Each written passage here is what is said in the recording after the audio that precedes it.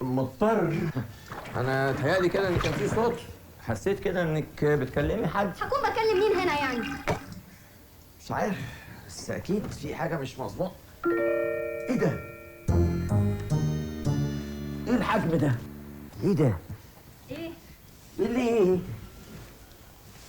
ايه الرجلين دي؟ دي رجلي بالها. دي رجلك؟ رجلي طبعا. ده انا رجلي احلى بكتير. ايه ده؟ ايه ده؟ يا ساتر يا رب، يا ساتر يا رب. ايه مالها؟ ايه اللي مش عاجبك فيها؟ انت نسيتي تقلعي الشراب ولا ايه؟ لا هي كده. هي كده؟ طب وانت ليه يعني ما بتعمليش زي الستات؟ يعني هما الستات بيعملوا ايه؟ مش عرفني بيعملوا ايه، بس يعني اكيد بيعملوا كده. الله، ايه اللي انت عملته ده؟ انت عبيطه ولا ايه؟ حد يحط صابون في عيني؟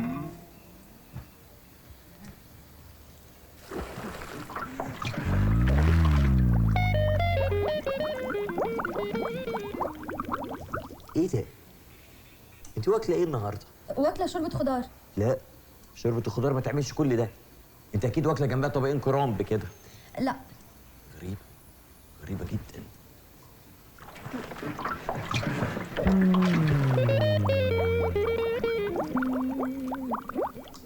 لا بقى، لا، ما بقى ظابط مباحث لما كنت ضاربه فدان كرنب.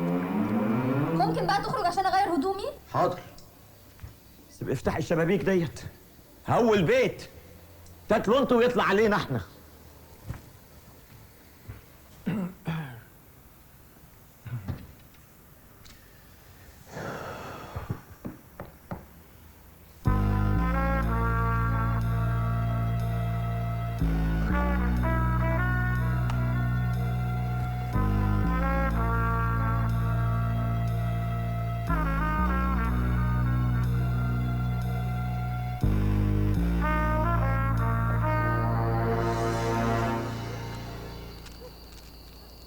يا فندم، هنا ده مدفون في الجنينه.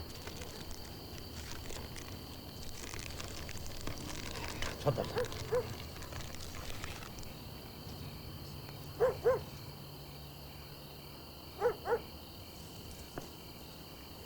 ايوه حامد بيه، لقينا مسدس مدفون في الجنينه بتاعت الفيلا. في انتظار سعادتك يا باشا. ممكن تخرج عشان اغير هدومي؟ ايه ده؟ انت تخنتي كده ليه؟ لا انا ما تخنتش ولا حاجه. لا انت تخنتي. انا شايفك تخين، انا لا يمكن اكدب نظري سوري. ممكن تخرج بره؟ لا. ليه؟ مش قبل ما اخلص تفتيش. تفتش على ايه؟ على الدليل طرف الخيط. انا لو مسكت طرف الخيط القضيه كلها هتتكر في ايدي. اظن ان دي اوضه النوم بتاعتكم، ها؟ والله متهيألي كده. الله الله الله الله الله. منشطات، مقويات، مصحصحات. واضح ان الباشا كان تعبان قوي. هو كان عنده ايه؟ ما كانش عنده حاجه، دي مقويات. ما انا عارف، اكيد كان بيتشاق قوي. بيتشقى؟ ده كان بعد ما ياخد كل الادويه اللي انت شايفها دي يبقى يه. يعني ايه؟ يعني يا دوبك يقدر يهزر. ياخد كل ده علشان يهزر بس؟ ثراء فاحش.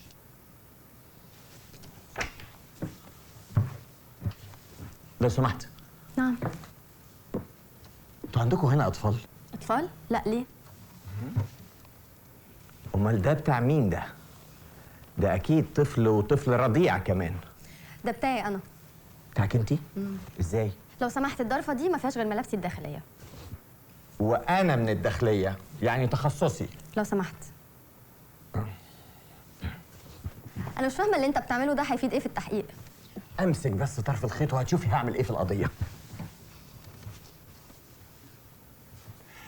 ايه ده؟ ايه ده؟ ايه ده؟ اظن ان ده تمثال. تمثال ايه ده؟ واظن انه قديم ومهم. اظن انه اثار. يا خبر ابيض، اثار؟ بقول لك ايه، لف ودوران. مش ايه اللي انت عملته ده؟ انا اسف، واضح اني انفعلت. مش عارف ليه حصل كده. ده شكله من الذهب الخالص. الله ايه؟ الله ايه مالك؟ الله، هي مش كانت في البانيو معقولة بالسرعة دي؟ عادي يعني، في حاجات دلوقتي سريعة وحديثة جدا. فعلا العلم قشطة. لو كان المرحوم شافها كده كان يهجم يعني ايه؟ يقعد جنبها يعيط. طب لو سمحت بقى، عايزة اغير هدومي. اه طب بالنسبة يعني للتمثال اللي اتكسر هعمل فيه ايه؟ انا عندي لزق كويس هديهولك. اتفضل.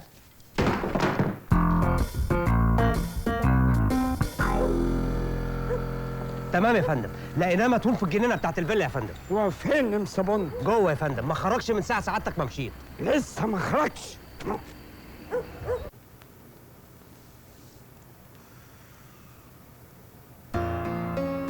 يخرب بيت جمالك، مس على حق زي ما قال الكتاب. ممكن تقولي لي واحدة بجمالك تتجوز ليه واحد أكبر منها في السن؟ اوعي تقولي لي حب. لا، اتجوزته عشان يحقق لي حلمي ويحسسني بكياني. اللي هو ايه؟ يعمل لي الالبوم اللي بحلم بيه، يصرف عليا صح، يقدمني للناس صح. اللي بيبتدي كبير بيفضل كبير. يعني جواز مصلحة. هو بقى اتجوزك ليه؟ يعني عشان يبقى عنده زوجة حلوة وصغيرة يدخل بيها الحفلات، زي العربية الفخمة والفيلا الشيك. تقدر تقول كده كمالة من ضمن الكماليات. لا بصراحة انت كل الكماليات. بربريس قوي، مخدعين في الخلف، و10 سنين مرفوعة على الأقل. 10 سنين. أنا نظرتي في الستات لا يمكن تخيل. انا عايزك في عمليه معايا. حلو الكلام. قتل ولا اغتصاب ولا تحرش جنسي؟ لا قتل. هناخد 20,000 جنيه، 10 ليا و10 ليك. ايه لعب العيال؟ 20 و10 ايه؟ طب انا عندي عملية اسهل بكتير وب50,000. اقتل المزة دي. دي نور. انت تعرفها؟ انا لسه قاتل جوزها من مفيش. وخدت كام؟ ما خدتش حاجه، اصل انا عملتها مجامله، قتلت محبه. محبة؟ يبقى هي اللي خدت التمثال الذهبي اللي كان في الخزنة. تمثال؟ تمثال ايه اللي كان في الخزنه؟ تمثال ثمنه 10 مليون جنيه اتاخد يوم ما جوزها اتقتل. 10 مليون جنيه؟ شفت يا معلم؟ اتضحك عليك. خليتك انت تقتل جوزها ولهفت هي التمثال. بس مش هي اللي اتفقت معايا على قتل جوزها. يبقى اكيد سعد الملحن هو اللي اتفق معاك. سعد مين يابا؟ انا ما اعرفش حد اسمه سعد. امال مين ابن النصابه اللي نصب عليك؟ فعلا انا اتنصب عليا، اتضحك عليا، قال ايه؟ القتيل كان مضايقه شويه. ايوه، مضايق مين؟ قول لي على اسمه، سيبهولي انا هقطعهولك، انا هاخد ثوابه العشر. يا عالم ياهو ابو رحاب يتضرب على قفاه. قفا يا عم؟ ده مش قفا، امال ايه؟ ده خازوق ايه؟ ومغري. الله يخرب بيتك يا شريف يا زفت، انت فين؟ هتخنق.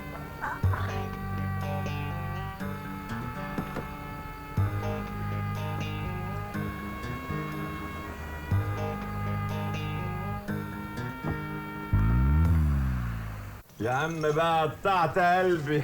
ليه؟ قول بقى مين اللي وزك تقتل رأفت؟ انت ايه حكايتك معايا يا اخينا؟ هو انت بقالك ساعة معلق على مين اللي وزك؟ مين اللي وزك؟ مين اللي وزك؟ انا ما عرفتش مين اللي وزك تقتل رأفت هترفد. تترفد من ايه؟ مش شرطة. ايه؟ ما هو انا حمار الضابط اللي ماسك القضية. شفت انت سكرت ازاي وبتخرف؟ خرف في ايه؟ بقول لك ظابط. ظابط. ايه فيش؟ اهو الكارنيه بتاعي اهو.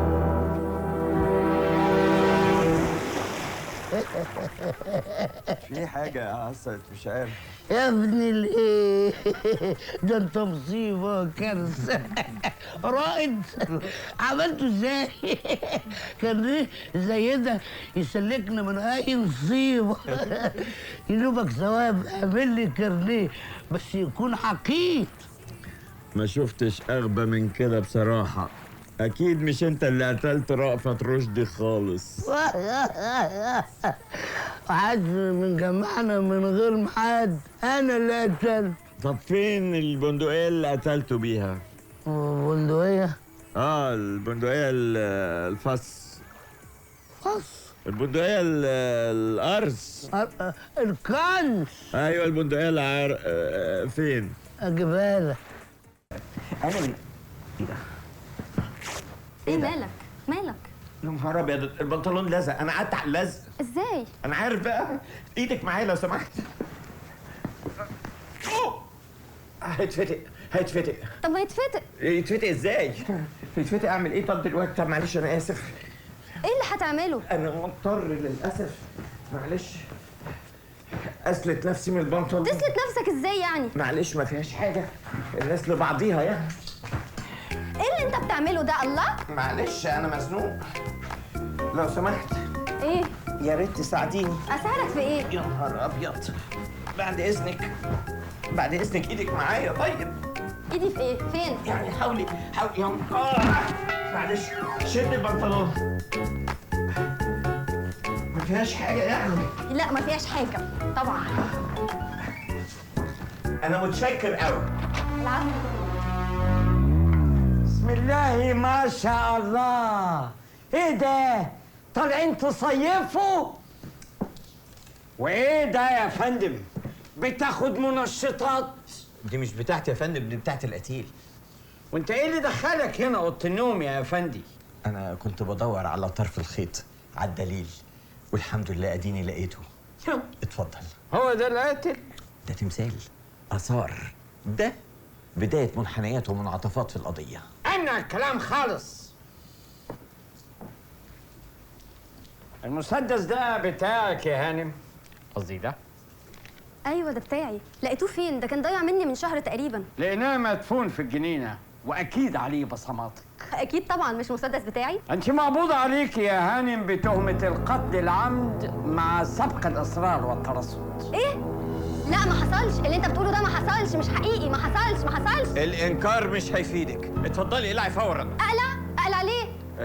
امال هنقبض عليك وانت كده؟ لازم نقبض عليك ملبسه. اتفضلي. تقبض عليا ليه؟ اتفضلي غيري هدومك. اتفضلي يا فندم، اتفضلي ارتاحي لغايه لما تغير هدومها. صدقوني انا بريئه، مش انا اللي قتلته، والله العظيم مش انا اللي قتلته. كله هيبان في التحقيق. والله ما قتلته يا ناس، والله ما قتلته. كله هيبان.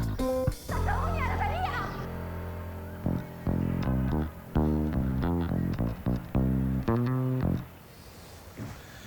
يبقى س زائد صاد تساوي قتيل. ويبقى قتيل زائد دال أدلة يوصل لنا قاتل.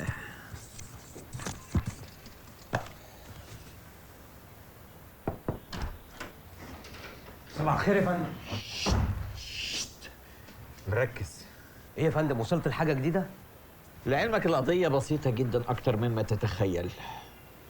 مع بعض النظريات البسيطة الغير معقدة قدرت أتوصل لنتيجة هامة جدا. هو إنه طالما في قتيل يبقى أكيد في قاتل.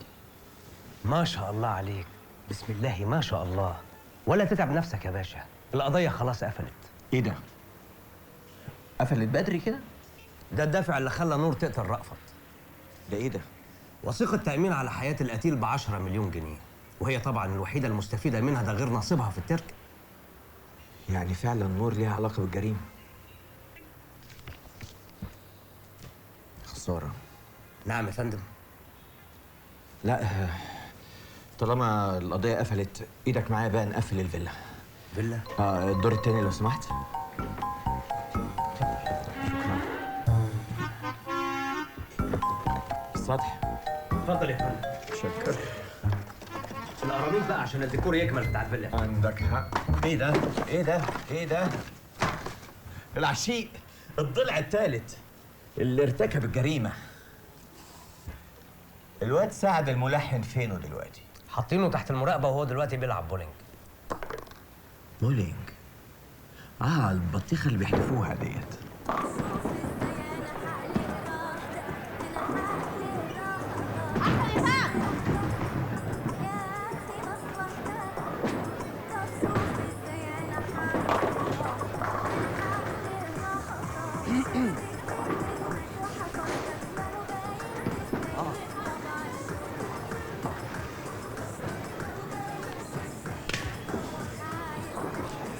واضح ان الفنان اعصابه تعبانه اليومين دول.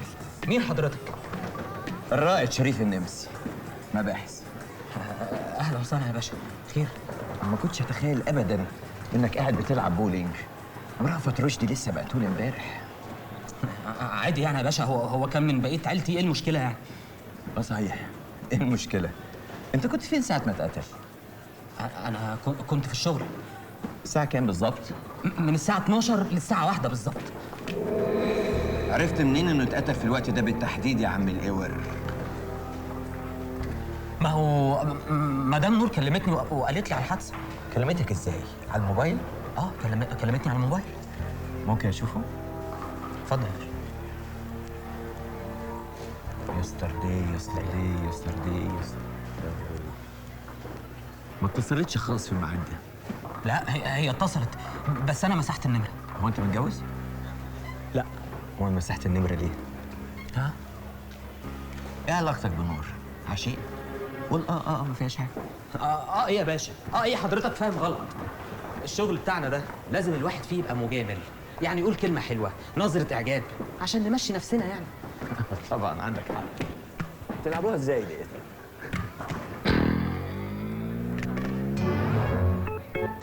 انزل. الرجل دي كانت فين الساعة 3:30 بعد نص الليل؟ الرجل دي ايوه كانت مع دي طبعا. كانت في البانيو. ايه ده؟ ما شاء الله. لا ده حضرتك مكشوف عنك الحجاب. شوف. فعلا انا اول ما بخلص الشغل بنزل في البانيو على طول. مع مدام نور؟ مدام نور ايه يا باشا؟ بنزل في البانيو بتاعي. يا سلام. عايز تفهمني انك بتهيص في البانيو بتاعك، الصوت يطلع لها في البانيو بتاعها، بتبعت لها بلوتوث؟ اهيص في البانيو بتاعي؟ حضرتك تقصد ايه بالظبط؟ الكرم ده كان صواريخ، ده انت كنت عامل دوامات في الميه، انتوا سممتوا الجو. بطنك فضحتك يا استاذ.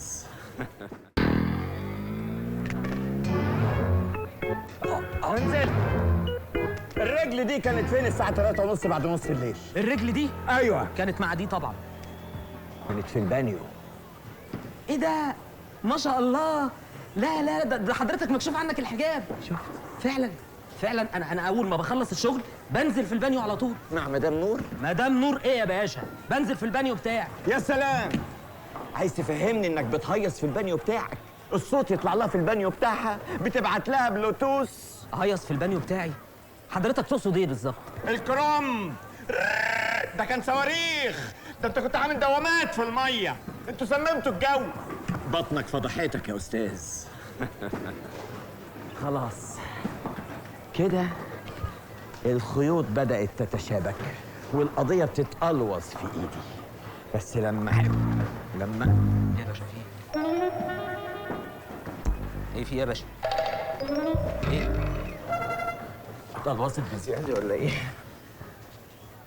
اسمع يا سعد، انا لما امسك قضية مهما كانت صعوبتها لازم اجيب فيها جهد.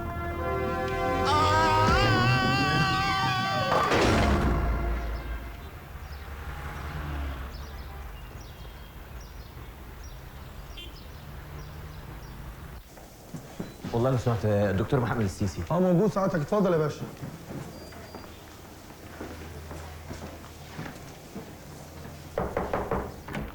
اتفضل ساعتك يا باشا.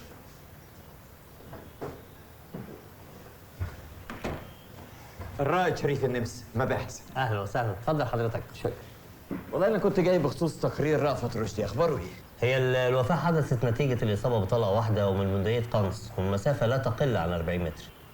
40 متر؟ بندقية قنص؟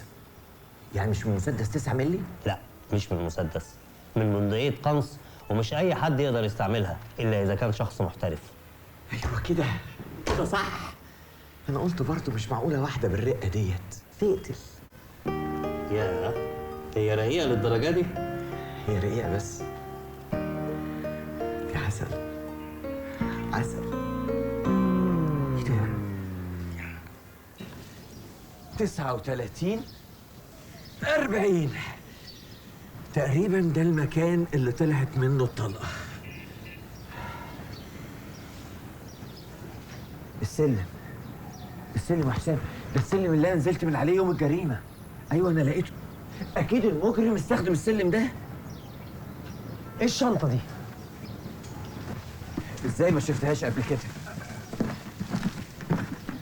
دي شنطة تشيلو. ياه. ما هي بتتشيلو اهي.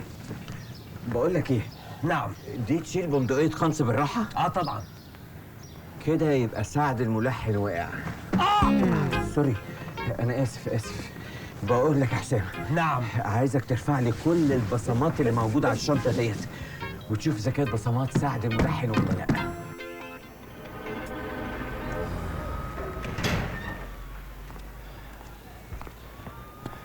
مدام نور، تقدري تروحي. بجد؟ يعني خلاص لقيته القاتل؟ هنجيبه، يعني هيروح منا فين؟ اتفضلي. الحمد لله. ثانك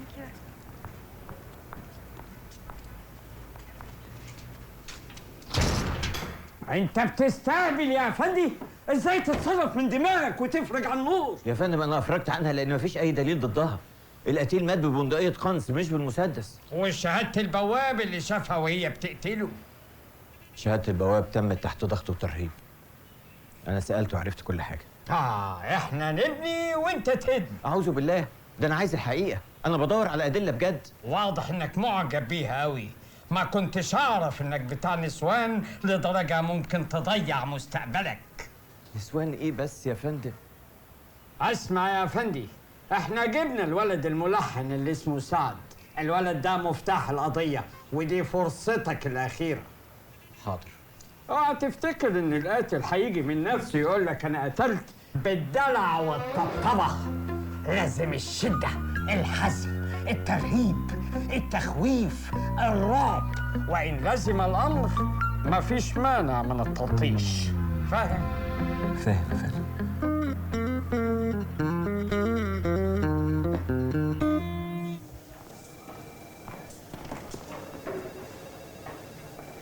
اللي قول لي يا حسام. ايوه يا فندم. بالنسبة لحالة الرعب والشدة والتخويف اللي قال عليهم حامد بيه، سكتها ايه معاكم؟ لا دي ليها سكك كتير قوي. حب استطلاع، ممكن اخد فكرة؟ ممكن. اتفضل.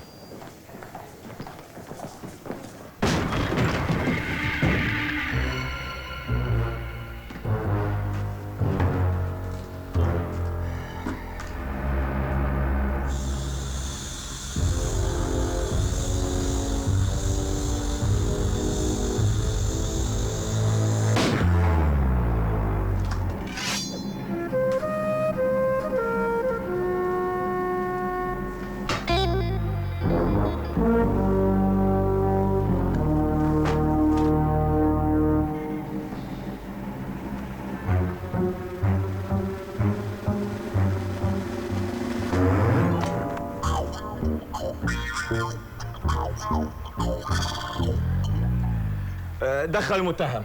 تمام يا فندم.